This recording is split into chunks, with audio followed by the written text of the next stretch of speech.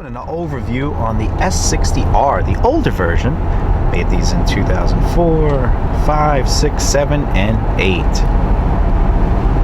Then recently came back out. Now they just call them basically R designs. I own that one too. Both basically do ride like crap. I mean, especially if you live in the New York area, these things ride really hard. Handling's like a Ford Taurus. I've always thought that about a lot of Volvos that I've driven. Yeah, you see how it just goes over the bumps. This is on comfort mode too, and it just really does ride hard. Do I think it handles well? Well, it's all right, I guess. Basically, if you ask me, a front-wheel drive car, even though it claims all-wheel drive. But they seem phony to me, these all-wheel drive systems, compared to the Audi Quattro system. Especially on the newer Volvo S60, it's just terrible. It's always spinning the front wheels when you come out of a turn, not even meaning to do so. So they definitely have an issue with that. This one is the 5-cylinder turbo. I'll be reviewing both going back and forth. The suspension does work immediately. It truly does. Now the car is totally stiffened up.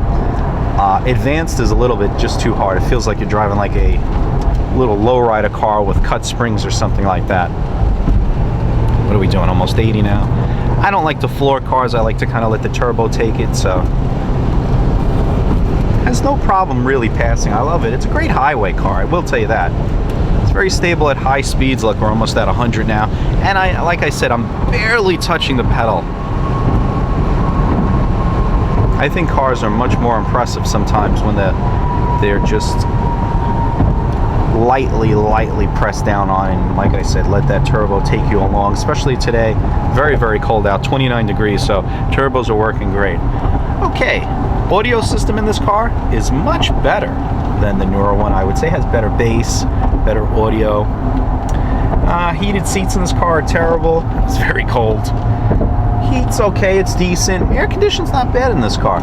The gauges, quite superior.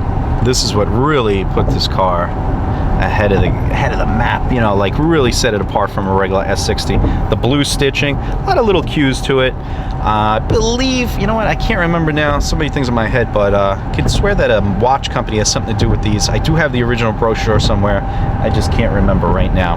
I don't know, what was it, Movado? I don't know, but my newer one, which you'll be looking at right now, does have the gauges. They're a little different, but the new one doesn't even have a temperature gauge.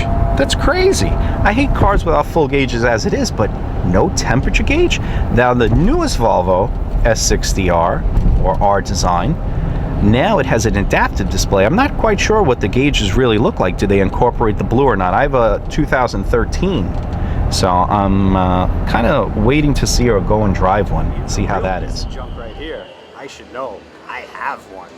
This car is all nonsense. It truly is. You really don't want this ride. If you want a car that rides like a cement truck, this is the car for you. That's right, gentlemen.